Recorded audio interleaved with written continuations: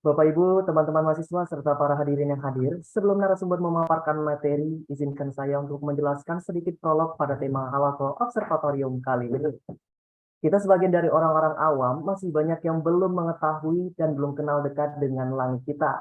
Dan masih jauh lagi benda-benda luar angkasa yang dapat kita telusuri dan eksplorasi tentunya termasuk triliunan bintang-bintang yang tidak menyendiri alias berkelompok dalam sebuah gugus bintang.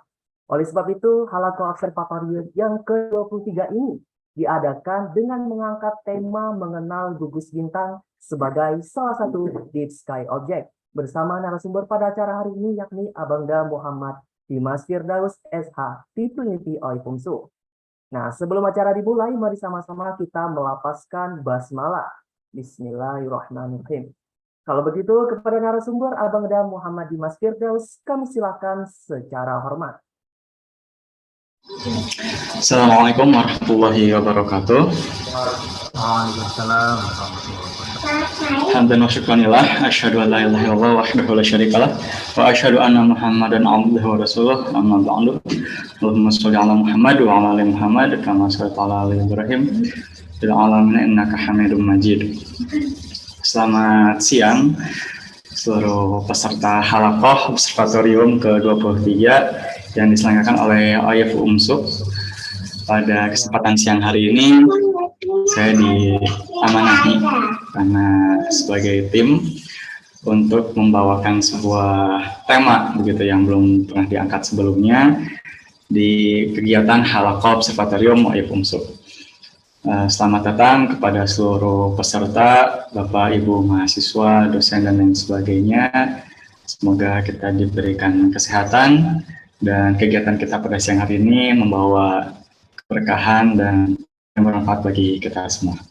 Sebelumnya saya mohon izin untuk share screen. Baik, silakan. Oke, apa sudah terlihat di layar Bapak Ibu sekalian? Baik, sudah terlihat. Oke. Jadi pada kesempatan kali ini, siang hari ini saya membawa sebuah tema terkait gugus bintang. Apa itu gugus bintang? Apakah ini sama dengan rasi bintang yang biasa kita lihat? Atau ini hal yang lain? Lalu apa itu deep sky object gitu? Objek langit dalam, emang langit sedalam apa gitu? Bukan kayak dalam biasanya laut gitu atau apa. Nah, ini saya akan sedikit membawa prolog begitu ya, pengantar saja pada kesempatan kali ini, karena jika dibicarakan begitu panjang lebar pasti waktunya tidak akan cukup dan saya rasa masih akan sangat kurang begitu ilmu yang bisa saya bagikan pada kesempatan ini. Jadi ini sebagai pengantar, sebagai awal motivasi untuk kita semua ingin mengenal lebih dalam lagi alam semesta ini dengan salah satu objeknya yang sangat menarik. Okay. Jadi sebelum kita membahas tentang deep sky object ataupun gugus bintang, biasanya kita sering melihat langit dan banyak objek yang ada di langit. Mungkin kalau di siang hari hanya ada satu objek yang sangat mendominasi, yaitu matahari. Walaupun sebenarnya dengan beberapa teknik dan metode tertentu kita masih bisa melihat benda-benda langit lainnya di siang hari. Misal seperti planet-planet dekat, Venus atau Merkurius bahkan Mars, itu bisa diamati di siang hari dengan teknik tertentu. Atau mungkin yang pernah dibahas atau akan dibahas di kegiatan OIF berikutnya, bulan sabit di siang hari. Nah, biasanya kita sering lihat bulan di siang hari. Tapi memang yang paling mendominasi jika kita mengatakan siang hari adalah matahari. Namun jika di malam hari ketika matahari sudah buruk terbenam, jelas akan banyak sekali objek langit, atau dalam bahasa lain kita sering dengar dengan istilah celestial bodies, atau dalam bahasa Arab mungkin al-ajram samawiyah. Itu kita akan mengenal beberapa objek berikut. Nah, selain matahari, ada pula bulan. Nah, ini mungkin dua objek yang paling sering kita lihat, yang paling dekat dengan kita. Bulan memang secara fisik paling dekat, namun matahari ini paling dekat karena dia yang sering kita amati setiap hari. Lalu ada pula objek lain seperti planet, lalu ada komet, asteroid, satelit, bintang, materi antar bintang, serta galaksi. Nah, ini benda-benda luar biasa yang seyogianya ketika kita mengamati, meneliti, dan melihat benda-benda tersebut, bertambahlah iman kita. Karena ini menjadi bukti bahwa seberapa kuasanya Allah menciptakan benda-benda tersebut. Kalau misalnya dalam hadis kan disebutkan matahari dan bulan itu ayatan min ayatillah kan, dua tanda-tanda dari banyaknya tanda-tanda kekuasaan Allah. Nah ini sebegitu banyaknya tanda kekuasaan Allah, maka kalau saya mengutip salah satu pendapat astronom itu, puncak dari belajar astronomi itu adalah merasa kecil manusia sebagai makhluk yang tidak tahu apa-apa, sedikit mengetahui, dan secara ukuran pun sangat kecil dibandingkan dengan benda-benda lain. Nah, yang akan kita bahas adalah bintang pada kesempatan kali ini. Bintang yang seperti apa? Bintang yang berkumpul, maksudnya seperti apa? Nah, berikut contohnya, Deep Sky Object. Apa itu Deep Sky Object? Jadi kalau misalnya di 3 objek sebelumnya nih, 3 terbawah nih, bintang, materi bintang, dan galaksi memenuhi kriteria Deep Sky Object. Jadi Deep Sky Object ini kalau misalnya saya himpun dari beberapa sumber, itu mengatakan bahwa objek langit, kalau tadi celestial bodies, di luar tata surya. Ini syarat yang pertama, dia harus di luar tata surya. Jadi tidak termasuk kelompok tata surya kita. Tata surya itu apa aja sih? Terdiri dari matahari, planet, satelit, asteroid, komet, hingga mungkin yang keluar adalah awan Oort, itu anggota tata surya kita. Nah, Deep Sky Object di luar itu. Maka apakah exoplanet bisa disebut Deep Sky Object? Ya bisa saja, karena itu di luar sistem tata surya kita. Kalau bintang, bisa juga. Namun, kita lihat syarat berikutnya, yang kedua cenderung redup. Kenapa cenderung redup? Karena jaraknya begitu jauh. Bukan karena bendanya ini redup ya, enggak, bendanya sangat terang sekali, namun karena jarak yang begitu jauh, maka kita melihatnya redup. Dan yang terakhir, memiliki tampilan yang menarik. Nah ini mungkin yang tidak dimiliki oleh bintang tunggal. Menarik itu seperti apa secara visual? Mungkin kalau misalnya bintang, kita lihat spektrumnya, kita lihat kurva cahayanya, itu menarik ya. Kita bisa melihat ada tanda-tanda kehidupan di planet lain dari situ. Kita bisa melihat ada bintang memiliki planet dari situ. Namun secara visual kan bintang hanya titik gitu. Saya punya pengalaman ketika mengamati langit, membawa teleskop gitu, lalu mengamati bintang, ada pengunjung yang bertanya, oh ini bintang?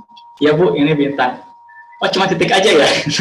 Dan mungkin teman-teman di iPhone juga sering mendapatkan yang seperti itu kalau misalnya pengamatan malam gitu ya. Oh ini bintang cuma titik aja. Ya memang titik saja, bukan karena saking jauhnya bintang tersebut kita hanya bisa melihat dia sebagai titik celah saja begitu. Tapi kalau Deep Sky Object biasanya itu punya tampilan yang menarik secara visual. Kayak contohnya adalah satu galaksi. Ini adalah galaksi Andromeda M31 yang diambil dari teleskop dan kamera Aifumsu. Yang kedua ini nebula. Ini adalah nebula Orion M42.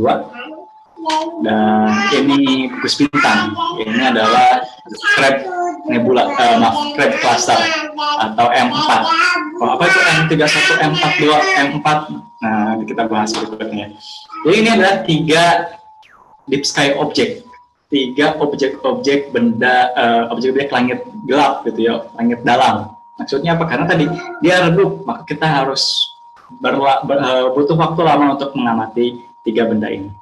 Sebenarnya kalau kita misalnya mau breakdown lebih dalam, itu masing-masing itu punya klasifikasi tersendiri. Seperti galaksi itu ada galaksi spiral berbatang, ada galaksi elips, lalu nebula, ini ada nebula, planetary nebula, ada nebula with cluster dan lain sebagainya, ada reflection nebula. Cuman secara umum Deep Sky Object ini terbagi pada 3 ini, galaksi, nebula, dan gugus bintang. Nah, kita akan fokus pada salah satunya, itu gugus bintang. Namun mengapa sih ingin membahas ini? Jadi yang sedang saya kerjakan di Aifumsu adalah ini, Deep Sky Object.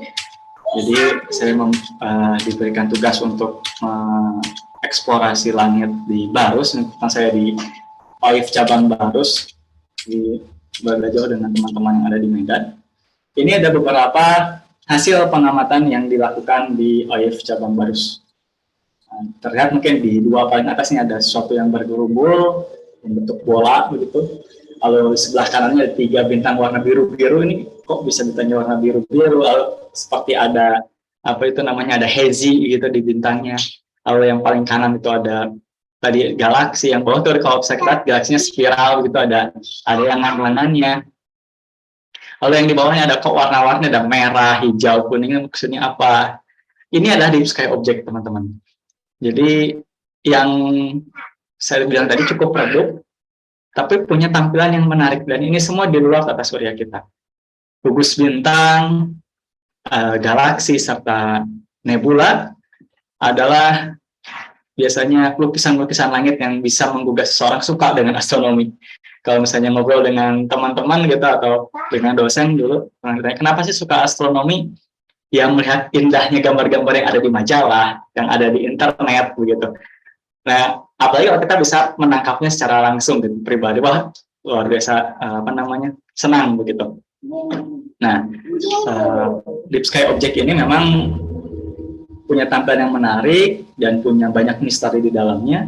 Oleh karena itu para peneliti pun banyak yang meneliti tentang deep sky object. Salah satunya gugus bintang. Nah, sebenarnya apa sih gugus bintang dan deep sky object di dalam? Tadi saya sempat sebut ada yang namanya M42, M31, M4 dan lain sebagainya. Itu merupakan katalog dari deep sky object. Jadi deep sky object ini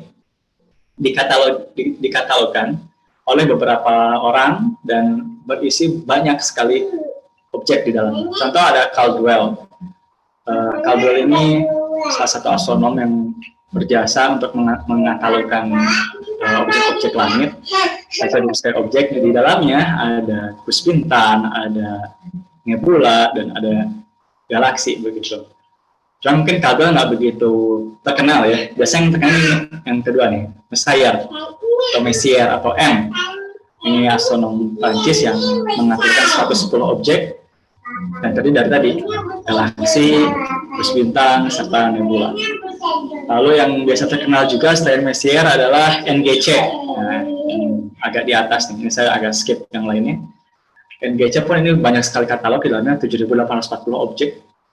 Yang tadi sama, ada nebula, ada gugus bintang. Nah, biasanya yang semakin ke atas itu semakin banyak objek karena instrumen yang digunakan itu semakin maju.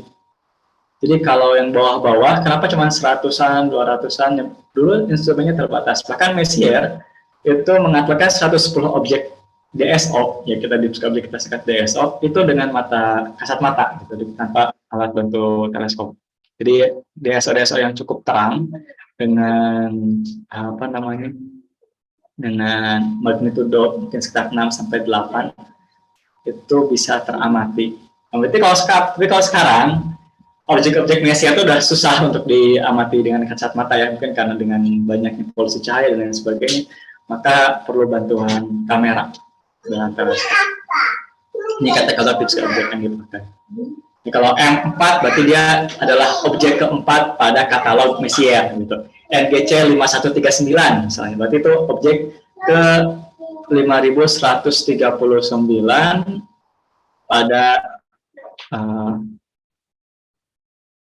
pada katalog NGC gitu ya. Oke, kita lanjutkan. Nah, sekarang gugus bintang atau star clusters. Apa itu gugus bintang? Jadi gugus bintang itu merupakan sekumpulan bintang yang bergerombol dikarenakan interaksi gravitasi. Kenapa disebut interaksi gravitasi? Jadi tidak semua bintang yang kita lihat dekat itu sebenarnya dekat. Karena mereka mungkin satu medan pandang dari kita ya, dari bumi ke arah sana, satu medan pandang. Tapi ternyata satu bintang dengan bintang lain jaraknya berjauhan. Mungkin bisa ratusan atau jutaan tahun cahaya bedanya. Tapi karena mereka ada di satu pandang kita lihatnya mereka berdekatan. Namun untuk gugus bintang tidak seperti itu. Gugus bintang punya syarat bahwa mereka itu harus berdekatan juga. Jadi bukan hanya kita melihatnya mereka berdekatan, tapi secara fisik mereka pun berdekatan. Karena mereka berinteraksi secara gravitasi. Nah, karena mereka berdekatan, biasanya bintang-bintang yang ada di gugus bintang itu terlahir dari awan gas yang sama. Mungkin di halakoh sebelumnya kan dibahas terkait evolusi matahari ya, kalau tidak salah, dengan tim OIV yang lain. itu dijelaskan bahwa matahari itu lahir dari awan gas, dari nebula, dari materi antar bintang. Nah, bintang ketika lahir itu jarang ada bintang yang lahir sendirian. Jadi awan gas itu sangat besar sekali, sangat luas sekali, dan nanti ada kondensasi, ada fragmentasi, itu terjadi di beberapa bagian pada materi antar bintang tersebut, pada nebula tersebut, dan biasanya itu akan melahirkan beberapa bintang dalam satu fragmen. Nah, sehingga bintang itu jarang sekali ada yang lahir sendirian. Maka kalau kita misalnya lihat gugus bintang, itu banyak bintang, karena mereka memang lahir pada awan gas yang sama. Nah, karena mereka lahir pada awan gas yang sama, mereka punya usia yang relatif sama dan unsur kimia yang mirip. Jadi nanti ada disebutnya metalisitas gitu. Jadi metalisitasnya mereka tuh sama mirip-mirip begitu. Karena ini menjadi salah satu syarat kalau kita melihat sebuah bintang yang bergerombol, kita bisa sebut dia gugus bintang apabila usianya mirip-mirip, lalu unsur kimia pun mirip-mirip. Jadi tadi kalau misalnya kita dua bintangnya dekat, tapi ternyata usianya beda jauh, unsur kimianya berbeda, mungkin mereka secara jarak pun, nah ketika kita lihat secara jaraknya, jaraknya pun berbeda jauh. Nah, ini contoh-contohnya. Gugus bintang. Yang sebelah kiri dan yang keempat, dua yang kiri dan keempat ini sebutnya nanti adalah gugus bintang bola. Karena secara visual memang terlihat sferis begitu ya. Terlihat melingkar seperti bola. Sementara yang tiga lainnya itu kita sebut gugus terbuka. Apa itu gugus terbuka dan apa itu gugus bola? Nah, sebelum kita membahas itu, karena Al-Quran sebagai pegangan kita, itu ternyata sudah menyebutkan gugus bintang dalam ayat-ayat ini. Jadi ada sebuah kalimat dalam bahasa Arab yang disebut dengan burj, jamaknya adalah buruj. Itu kalau misalnya diartikan, secara harfiah itu artinya yang nampak gitu, ad-dhuhuriyah. Namun, dalam kamus, dalam terjemahan bahasa Indonesia dari Kementerian Agama, kata buruj ini berarti dua. Yang satu benteng, bangunan tinggi. Yang kedua adalah gugus bintang.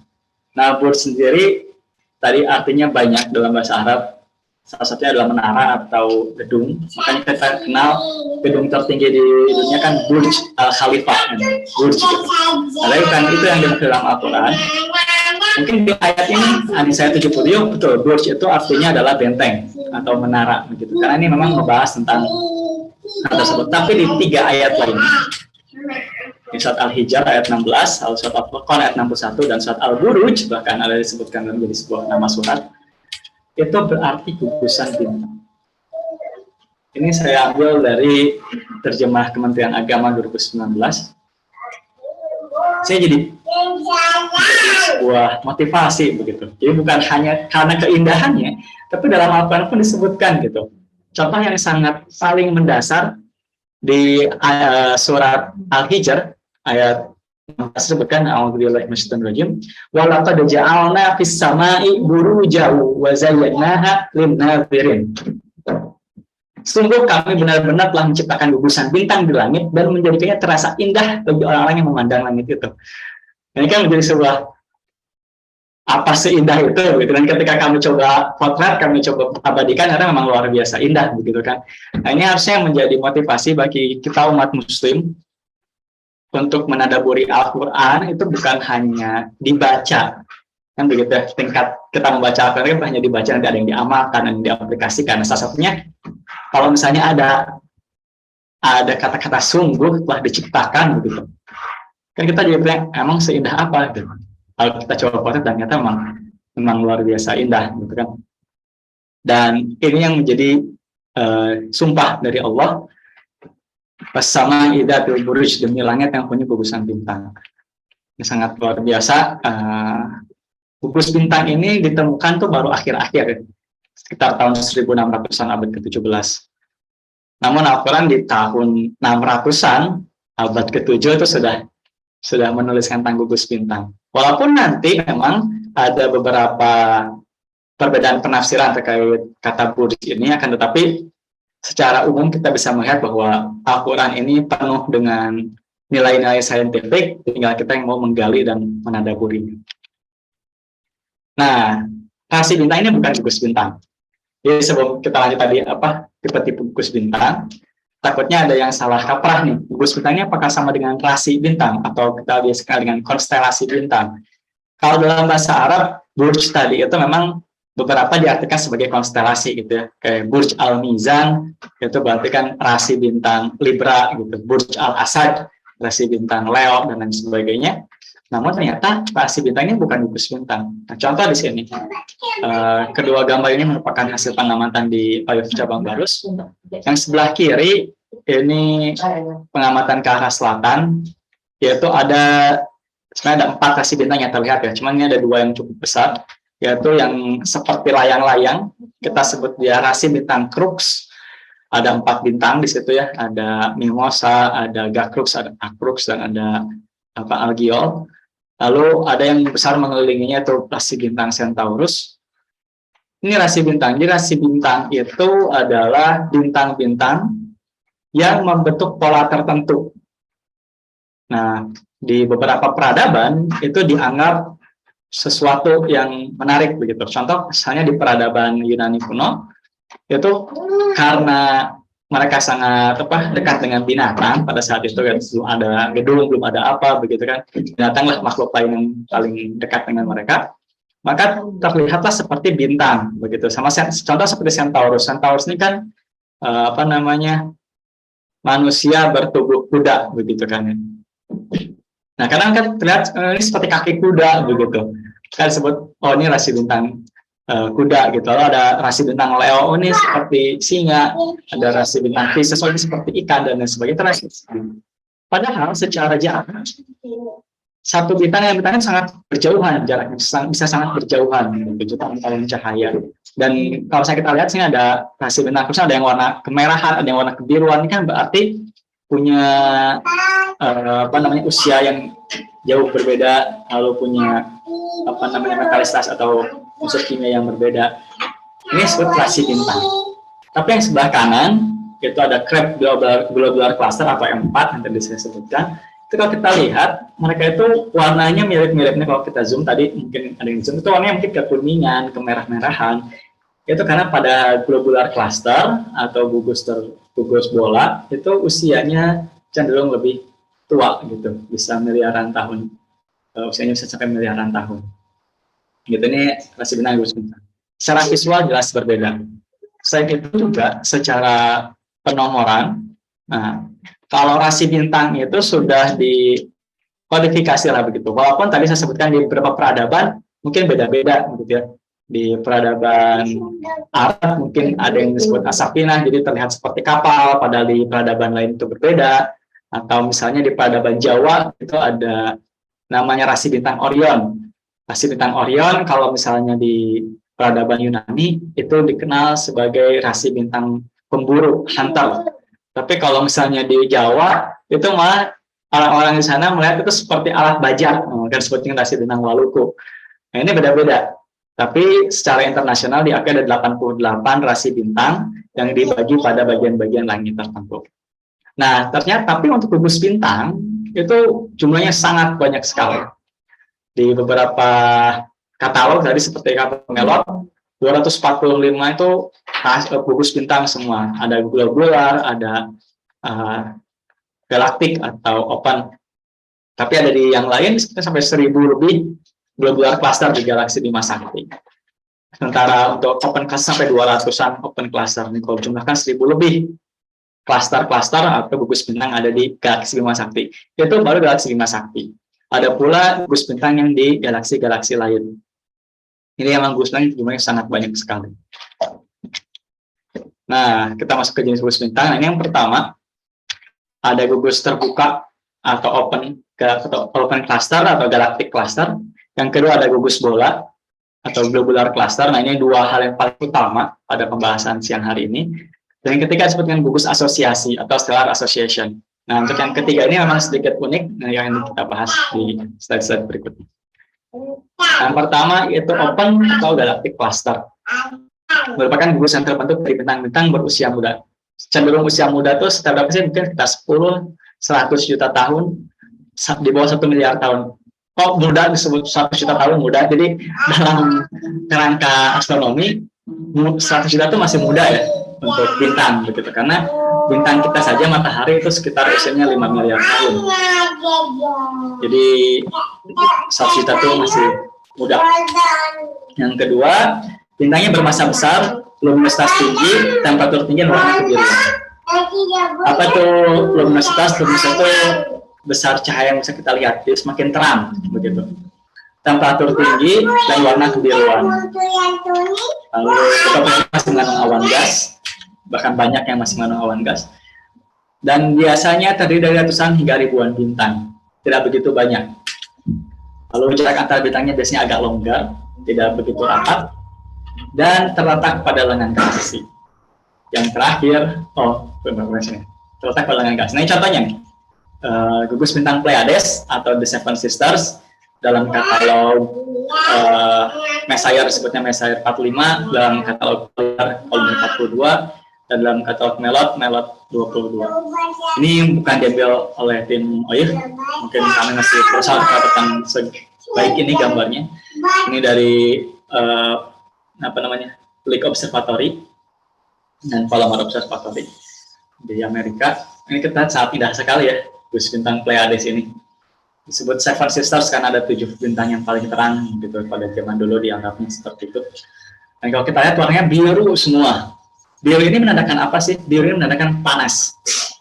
Jadi kalau misalnya kita ada lihat bintang, kalau kita potret bintang menggunakan kamera handphone, bahkan sekarang kita lihat ada warna-warni, kadangnya tidak satu warna. Itu karena memang beda-beda begitu. Yang biru itu lebih panas, sementara yang merah, kuning-kuningan itu lebih dingin. Makanya kalau misalnya pakai dispenser air di rumah itu harusnya salah, yang biru harusnya panas begitu ya, yang merah harusnya dingin gitu. Kalau dulu kita pernah juga ada iklan blue gas gitu ya, gas biru memasak lebih panas. Betul, memang betul. Kalau kita lihat spektrum kan Mechiku Hibiniu, nah semakin ke akhir di Niu itu semakin panas gitu, semakin pendek si panjang gelombangnya dan energinya semakin besar. Kita bandingkan dengan gugus bola atau globular cluster. Gugus yang terbentuk yang bintang-bintang yang usianya cukup tua, bisa 5 miliar tahun, 10 miliar tahun, bahkan 12 miliar tahun. Lalu ukurannya lebih kecil, gugusnya. Temperatur lebih rendah dengan warna kuning kemerahan. Ini bintang-bintangnya ya. Lalu yang kedua, terikat dengan gravitas yang lebih kuat sehingga kita terbentuk seperti bola, sferis. Kalau tadi kan kalau misalnya di Pleiades ini nggak kelihatan bentuknya ya. Maksudnya ada banyak bintang yang bergerombol di satu titik yang sama. Tapi bentuknya tidak sama. Dengan beberapa kesan yang cenderung seperti bola. Dan bintang yang mengisi atau penghuni globular cluster itu jumlahnya sangat banyak, misalnya dari ratusan ribu hingga jutaan bintang. Terus untuk jaraknya pun sangat rapat, mungkin sekitar 1-2 tahun cahaya. Bahkan ada gugus bintang yang sangat rapatnya jarak antar bintang sampai 0,1 tahun cahaya, sangat dekat sekali begitu. Kalau kita ada di gugus bintang itu mungkin melihat sesuatu yang terbit terbenam itu bukan cuma matahari begitu ya, banyak bintang-bintang terang lainnya yang bisa kita lihat.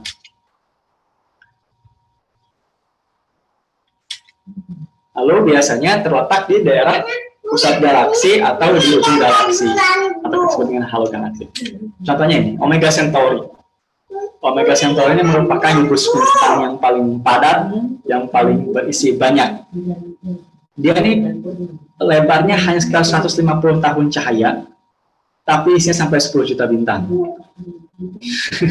150 tahun cahaya, 10 juta bintang. Artinya apa? Dia dalam jarak 4 tahun cahaya itu bisa sampai 10.000 bintang. 4 tahun cahaya itu jarak matahari hingga ke bintang terdekat, Proxima Centauri. Jadi kalau di kita, di dekat kita, dari bintang terdekat matahari sampai bintang terdekat kedua Proxima Centauri itu 4 tahun cahaya, 2 bintang. Tapi kalau misalnya di Omega Centauri ini kita 4 tahun cahaya itu bisa 10.000 bintang. Makanya langitnya kan sangat terang sekali. Nah, dan ini berusia 12 miliar tahun. 12 miliar tahun. hampir sama dengan galaksi kita ya. Galaksi kita kan kurang lebih 13 miliar tahun. Walaupun nanti mungkin ada beberapa perdebatan terkait Omega Centauri, nah, kita tidak bahas itu. Cuma di sini memang luar biasa indah ya dua cluster ini Omega Centauri. Dan ini bisa diamati dengan mata langsung, dengan kasat mata. Apabila langit yang gelap, kondisinya cerah, itu kita bisa mengamati Omega Centauri dengan kasat mata. Nah, yang ketiga nih yang agak unik, asosiasi Association Stellar. Ini memang sebenarnya untuk klasifikasi gugus bintang ini ada beberapa perdebatan. Ada yang mengategorikan dia sebagai gugus bintang, ada yang ini asosiasi aja gitu, dua hal yang berbeda. Tapi yang ingin saya bahas adalah Association Stellar ini sebenarnya mirip dengan gugus terbuka atau open cluster. Hanya saja dia jaraknya lebih longgar dan usianya sangat pendek gitu. Sangat pendek karena bintang-bintang yang ada pada Stellar Association ini itu dia masanya sangat besar sehingga usianya pendek, paling hanya 10 juta tahun, 20 juta tahun, 50 juta tahun gitu. Nggak nyampe 1 juta tahun. Jadi kalau misalnya bintang masanya semakin besar, itu kan dia akan mengalami proses evolusi yang lebih cepat begitu. Di bintang itu berevolusi, dia lahir, dia hidup, lalu dia mati, dan semakin besar bintang, masa bintangnya akan semakin cepat untuk mengalami evolusi. Nah, asosiasi ini cukup cepat untuk matinya gitu. Yang kedua, di soal bintang membusas tinggi dan temperatur tinggi, karena tadi itu syarat untuk dia cepat berevolusi.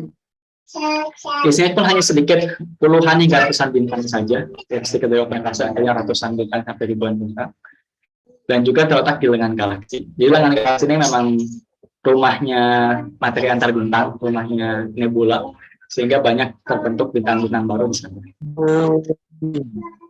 Nah, di sini ada beberapa gugus asosiasi yang dekat dengan matahari kita di lengan galaksi. Nah, ini yang dibahas perbedaan karakteristik gugus terbuka dan gugus bola. Secara umum yang jelas berbeda itu ada beberapa hal berikut. Salah satu yang pertama bentuknya kalau gugus terbuka itu sedikit lebih tidak beraturan. Kalau tadi kita lihat kan Pleiades bentuknya kayak beberapa bintang berserakan begitu, tapi sangat indah. Sementara gugus bola tadi kita lihat Omega Centauri dia cenderung simetris begitu, dengan menyerupai bola karena memang gravitasinya sangat besar.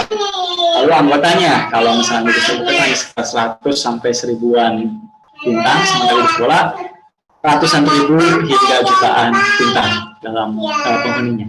Yang ketiga, materi antar bintangnya atau nebulanya di gugus terbuka itu masih ada beberapa awan gas tempat lahirnya bintang.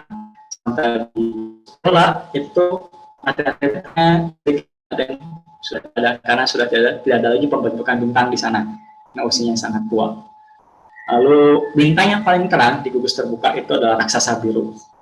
Blue Giant ya, atau Blue Super Giant. Kayak tadi kita lihat di Pleiades warnanya biru-biru. Sementara di gugus bola itu paling terangnya adalah raksasa merah, Red Giant, karena sudah mengalami evolusi lanjut.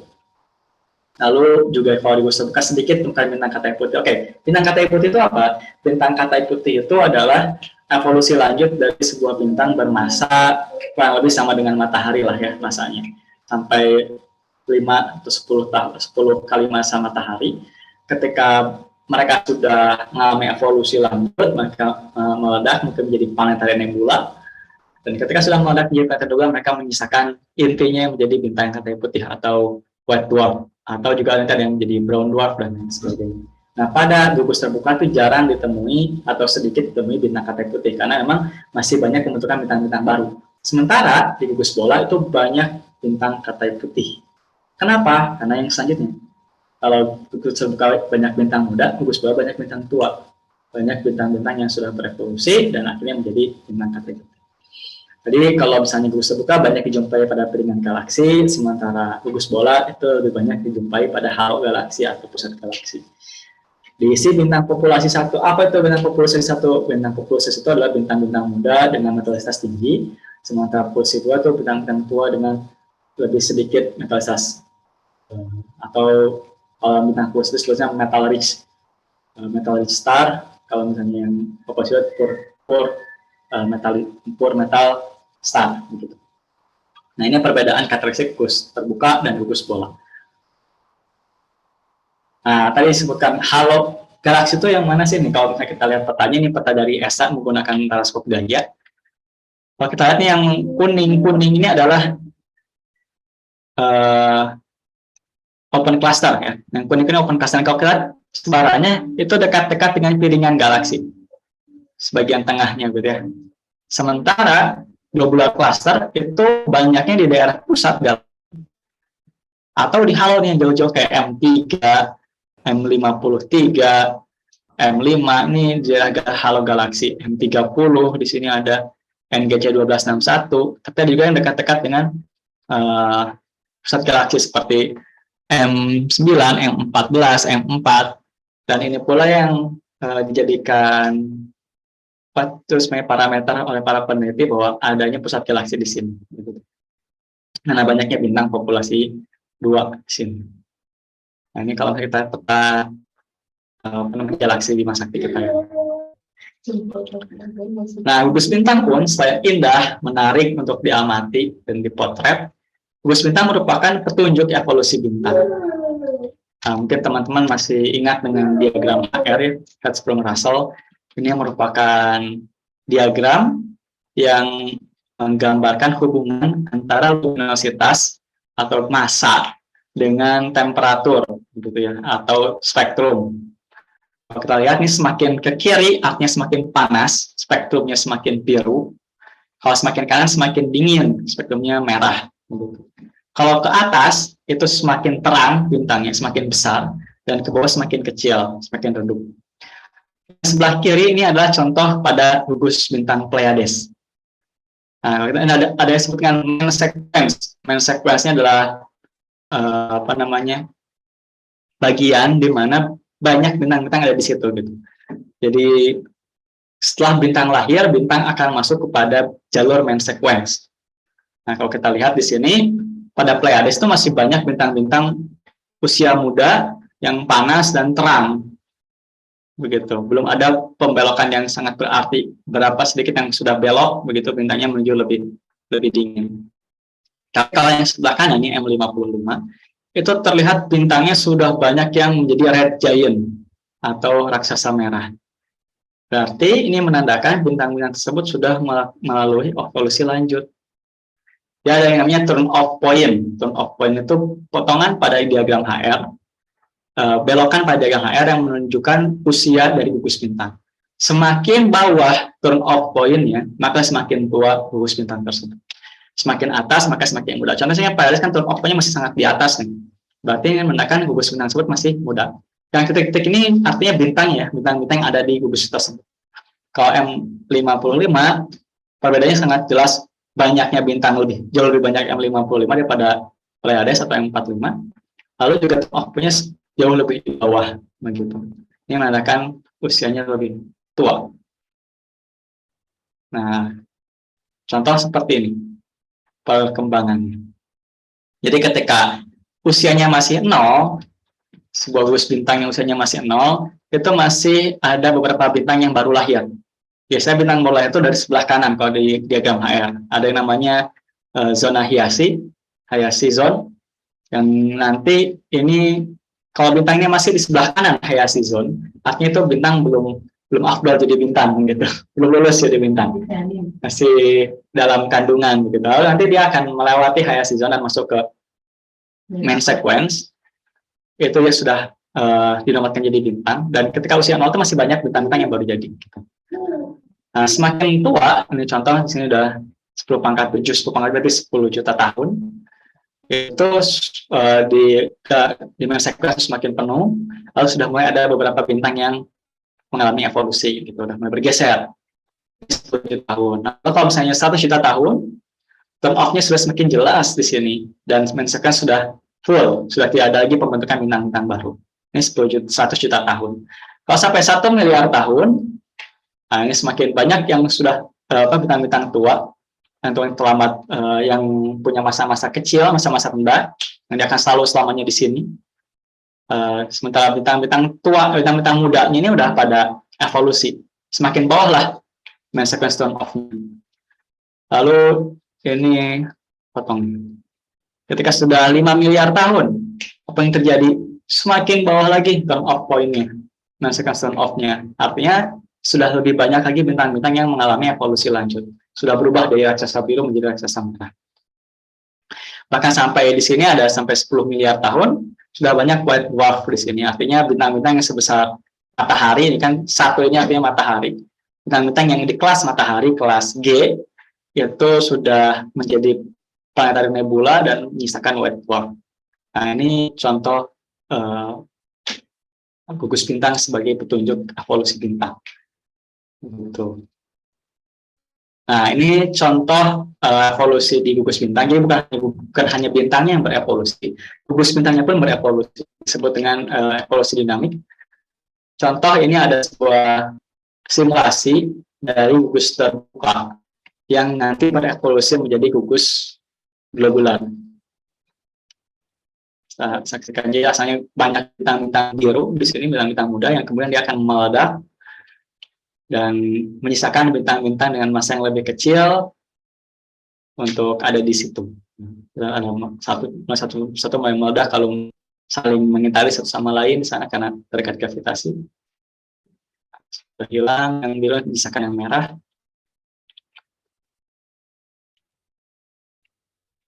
Ledakan supernova ya. Bintang birunya tinggal sedikit. Sisanya adalah bintang-bintang merah dan kuning kemerahan, dia yang usianya lebih tua yang bisa bertahan pada sistem gugus bintang bola. Seperti itu.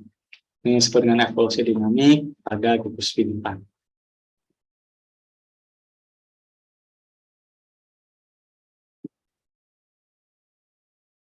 Nah, gugus bintang pun ini sangat menarik. Penelitian berlanjut. Contoh Omega Centauri. Omega Centauri ini ditemukan oleh, sebenarnya sudah dimasukkan dalam katalog Almagest oleh Ptolemeus sejak tahun 150 setelah apa itu AD ya, setelah Masehi, 150 tahun Masehi.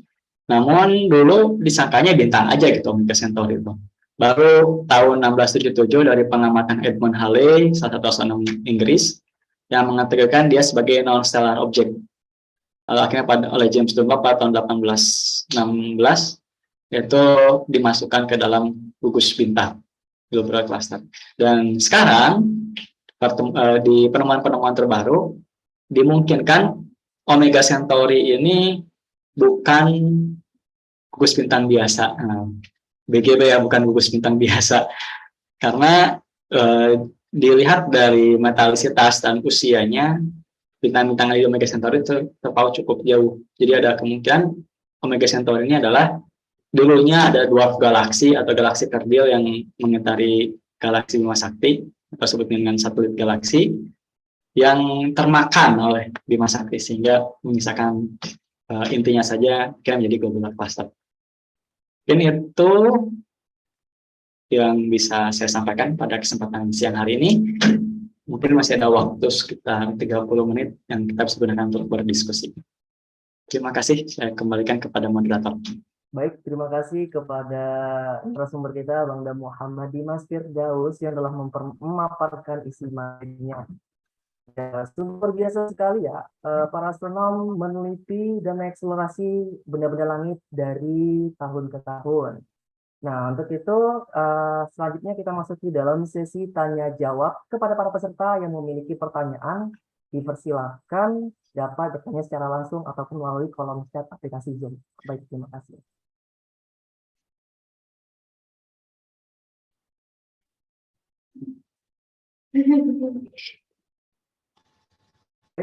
Ini di dalam chat Zoom, ini ada satu pertanyaan. Mohon izin kepada moderator untuk bertanya, berbicara mengenai gugus bintang, matahari kita sebagai bintang, apakah termasuk ke dalam sebuah gugus bintang tertentu? Nah, ini mungkin pertanyaannya mau ditampung dulu atau mau langsung dijawab? Abang mungkin kita jawab aja mungkin ya, untuk apa namanya, sambil menunggu pertanyaan-pertanyaan berikutnya. Silakan, Pak.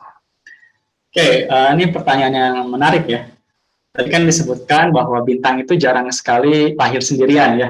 Pasti bersama-sama bintang yang lainnya. Oh, kok bintang paling dekat dengan kita jaraknya 4 tahun cahaya gitu, jauh banget. Atau mungkin matahari ini lahir sendirian begitu. Kayak Squidward yang pengen sendirian begitu ya. Nah, ternyata memang para peneliti pun masih bertanya-tanya terkait hal ini. Jadi eh, belum diketahui secara pasti dari manakah berasal matahari gitu, awan gasnya. Namun disinyalir di beberapa penelitian disebutkan bahwa kemungkinan matahari ini awalnya pada gugus bintang M67. Sekarang ada gugus bintang M67 dimungkinkan dari sana gitu. Namun ketika dicek dengan simulasi nge-track sampai 5 miliar tahun yang lalu, apakah ini cocok? Apakah bertemu M67 dengan matahari? Ternyata tidak juga. Gitu. Kok bisa ada bintang seperti matahari yang tidak dekat dengan siapa-siapa?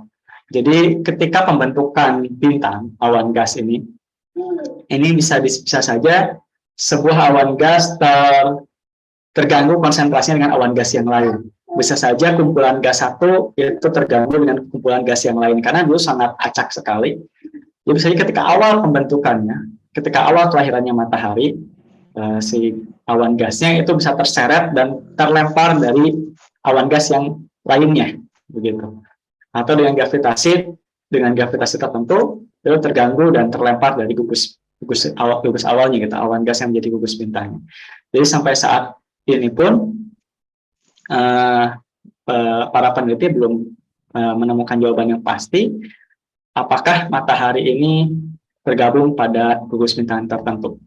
Seperti itu mungkinnya yang bisa saya dapatkan dari pertanyaan ini. Jadi memang sangat banyak variabel mengapa matahari bisa terlempar dari awan gas teman-temannya yang lain gitu. Atau mungkin memang matahari memang sespesial itu. Kita pun belum tahu seperti itu. Terima kasih. Oke, baik. Mudah-mudahan sudah terjawab ya oleh Abang Dimas terkait pertanyaan yang ditanyakan langsung oleh Mbak Anake. Saya sendiri memiliki pertanyaan di sini. Ini mewakili juga untuk orang awam juga kan terkait penciptaan. Nah, ini bagaimana sih asal dari terbentuknya gugus-gugus bintang ini? Apakah ada teorinya yang diteliti selama bertahun-tahun oleh para astronom? Mungkin bisa langsung dijawab aja, Bang. Oke, terima kasih. Jadi betul ya. Kita kan kadang kalau melihat bintang yang berdekatan, oh mungkin ini memang gugus bintang. Oh ini memang bukan gugus bintang. Lalu bagaimana para peneliti ini yakin, oh ini gugus bintang, kalau yang ini bukan gugus bintang, gitu. Yang pertama tadi kita lihat unsur kimianya, apakah ada kesamaan antara satu bintang dan bintang-bintang yang lain pada gugus tersebut. Dan yang kedua juga lihat dari usianya, kapan kelahirannya, begitu. Apakah usianya ini mirip-mirip dengan yang lain atau berbeda. Yang ketiga itu juga bisa dilihat dari geraknya. Jadi kalau misalnya gugus bintang ini kan mereka berinteraksi secara gravitasi. Jadi ketika mereka memang bergerak, mereka punya gerak diri, akan tetapi mereka itu cenderung bergerak ke arah yang sama dalam mengitari pusat galaksi Bima Sakti. Nah, jadi dilihat kecepatan tangensialnya dan arah geraknya. Kalau misalnya mereka ke arah yang sama, oh maka fix mereka ini gugus bintang. Gitu. Tapi kalau mereka geraknya ke arah yang berlawanan, oh berarti ini bukan gugus bintang. Jadi gugus bintang ini memang penelitiannya terus berlanjut bahkan sampai saat ini gitu. Boska pun masih gugus bintang masih diamati. Nah asalnya bagaimana? Asalnya itu orang dulu belum tahu gitu ini gugus bintang atau bukan. Seperti tadi saya ceritakan, Omega Centauri dianggapnya bintang biasa aja dulu tuh. Ketika dengan alat yang lebih canggih, dengan instrumen yang lebih baik, baru kita ternyata Omega Centauri ini kumpulan bintang, bukannya bintang biasa gitu. Dan makan sekarang tadi kan mulai dipikirkan Omega Centauri bukan gugus bintang biasa, yang awalnya bukan bintang biasa, jadi bukan gugus bintang biasa dengan berbagai pengamatan selanjutnya. Nah, kalau misalnya tadi gugus bintang berasal dari mana? Ya sama seperti bintang pada umumnya, gugus bintang itu berasal dari awan gas atau nebula, materi antar bintang. Begitu. Oke, baik, terima kasih. Ini ada pertanyaan lagi nih, Pak, dari kolom chat itu dari H. Putraga, ada di Putraga. Izin tanya, kira-kira apa kriteria pembuatan katalog benda langit itu? Apakah boleh kita membuat katalog tersendiri dengan kriteria tersendiri? Ini ada juga ada dua pertanyaan. Pertanyaan keduanya itu pada gugus bintang itu apakah memungkinkan ada planet juga? Apakah mereka mengembang atau bergerak tertarik ke pusat gugus bintang itu seperti galaksi? Mungkin bisa langsung dijawab. Oke, untuk katalog, pertanyaan yang menarik. Jadi, apakah ada kriteria katalog tertentu? Ya, kalau orang dulu itu kriterianya adalah apa yang mereka amati, begitu. Mereka mengamati beberapa daerah, dia istilahnya menyisir langit. Oh, ini ada objek baru. Oh, ini ada objek baru, ini ada objek baru, ada objek baru. Maka dia namanya. Maka kalau misalnya kita lihat nama-nama katalog itu biasanya disematkan nama penemunya, karena mereka memang punya kriteria tersendiri begitu. Kayak misalnya tadi yang dia lihat secara kasat mata, dia catat, lalu dia tuliskan koordinatnya. Itu jadi yang penting itu koordinatnya. Ada apa tadi ada yang saya tidak masukkan, contoh seperti katalog Lins. Katalog Lins ini dia astronom perempuan luar biasa. Dia mengamati nebula. Semua nebula yang berhasil diamati dia katalogkan. Dia bikin 2 katalog, ada namanya Lins Bright Nebula sama Lins Dark Nebula. Hasil pengamatan dia sendiri. Gitu. Jadi dia punya kasih tersendiri kenapa saya mengatalogkan ini. Tapi untuk katalog-katalog yang sudah settle, seperti disebut ada New General Catalog, ada Index Catalog. Nah ini dia menggunakan teleskop gitu. Atau kayak misalnya kita punya tahu katalog Simbad kalau untuk bintang gitu, ada katalog yang lain itu menggunakan teleskop. Jadi objek kesekian yang diamati oleh teleskop ini. Nah kalau sekarang kayak gitu modelnya.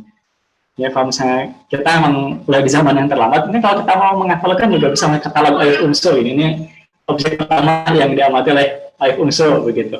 Bisa-bisa saja, cuma kan jadi masalah apakah orang lain akan menelan hal itu atau tidak gitu. Sementara kan kalau sekarang kalau katalog modern itu hasil konsorsium beberapa lembaga, misalnya NASA dengan CSA, dengan ESA, dengan ESO begitu. Jadi kita untuk 2 pertanyaan dari Bang Har ya terkait kriteria katalog dan juga yang kedua ya, yang ke gugus bintang apakah mungkin ada planet 3A nih pertanyaan menarik. Ternyata di gugus bintang pun dimungkinkan ada planet. Nah, kan kalau misalnya kita lihat di website exoplanetnya NASA, itu kan exoplanet yang sudah terkonfirmasi ada sekitar 5.000-an ya, 5.000-an exoplanet. Nah, hanya 30%-nya dari exoplanet itu ada di gugus bintang. Maka sedang diamati, salah satunya itu kemarin saya ikut PPLN-nya Boska pun salah satu proyek penelitian yang sekarang dilakukan adalah pengamatan eksoplanet di gugus bintang. Nah, sedang diamati beberapa bintang tertentu di gugus tertentu, dilihat apakah memungkinkan pada bintang tersebut ada eksoplanetnya atau tidak. Jadi kalau ditanya apakah ada, ya betul ada. Bagaimana interaksinya? Yang jelas yang namanya planet itu kan dia punya syarat harus mengitari bintang induknya. Nah, yang pertama ini dulu, dia harus mengitari bintang induknya. Nah, di mana bintang induknya ini mungkin akan berinteraksi dengan bintang-bintang lain pada gugus tersebut, dan gugus tersebut berinteraksi dengan pusat galaksi Bima Sakti. Nah, jadi intinya mereka saling berinteraksi. Sampai akhirnya dia mengitari galaksi Bima Sakti. Dan kalau misalnya kita amati lebih lanjut, kan galaksi Bima Sakti pun tidak diam kan. Dia berinteraksi juga dengan klasternya. Gitu. Nanti klasternya dengan klasternya dan seterusnya. Hanya saja mungkin nanti kan intensitas interaksinya yang lebih sedikit seperti itu. Baik, mungkin sudah menjawab pertanyaan dari Bang Dimas terkait yang ditanyakan oleh H. Purteraga. Ini ada pertanyaan lagi. Kalau misalkan kita melihat dari posisi berada di planet lain, misalnya di Mars atau di ruang angkasa, apakah tampilan gugus bintangnya sama saja atau berbeda? Itu Oke, terima kasih. Nah, ini perbedaan gugus bintang dengan rasi bintang. Kalau gugus bintang itu sekali lagi kan mereka bintang yang berinteraksi karena posisinya yang berdekatan, maka secara gravitasional mereka saling terikat. Gitu. Jadi kalau kita melihatnya dari planet lain pun ya tetap akan seperti itu terlihat. Gitu. Jadi dengan rasi bintang, kalau rasi bintang kan dengan sudut pandang tertentu akan berubah gitu. Bahkan dengan di planet bumi pun dengan usia yang semakin panjang, kita kenal di bumi ada yang namanya gerak precesi. Gerak precesi ini akan mengakibatkan rasi bintang yang terlihat akan sedikit bergeser, begitu. Tapi kalau gugus bintang itu dari manapun kita melihat dia cenderung sama, gitu. Tentunya karena memang mereka berinteraksi secara fisik berdekatan, beda dengan rasi bintang. Mungkin itu jawaban sederhananya. Oke, baik, terima kasih. Ini ada pertanyaan lagi nih, Bang, dari Pristika Abrian Purwono. Nah, di awal tadi ditayangkan katalog-katalog Discovered Object, dan yang paling puncak adalah katalog of Principal Galaxy atau PGC, yang berisi lebih dari 5 juta objek. Apa saja objek yang termasuk dalam katalog PGC tersebut dan bagaimana kriterianya? Oke. Ya. PGC ini sebenarnya bukan yang paling puncak ya, masih ada lagi katalog-katalog lain. Karena ini yang kita bahas adalah katalog Deep Sky Object. Nah, PGC ini, Principal Galaxy Catalog ini memang berisi galaksi-galaksi. Jadi isinya adalah, katalog ini isinya galaksi-galaksi yang ada di luar Bima Sakti tentunya. Nah, sampai 5 objek ini menandakan galaksi ada di luar sana memang sangat banyak sekali begitu. Nah, dari mana objek-objek apa saja yang masuk ke dalam PGC ini? Kita misalnya cek gitu, bahwa PGC ini bukan database menggunakan Leiden Scientific Database gitu ya, atau LEDA. Jadi menggunakan apa namanya teleskop luar angkasa yang digunakan untuk menyapu langit gitu. Jadi objek kesekian yang diamati oleh teleskop tersebut begitu, atau oleh LEDA itu untuk apa namanya, untuk PGC seperti itu. Baik. Mungkin pada para peserta sebelum ingin bertanya lagi mungkin bisa diisi link absensi Alako 23 nanti link ini. Jika sudah terisi, sertifikat akan dibagikan secara otomatis ke email masing-masing peserta. Begitu, jangan lupa diisi nama lengkap serta gelarnya jika memiliki. Kepada para peserta ada memiliki pertanyaan lain lagi?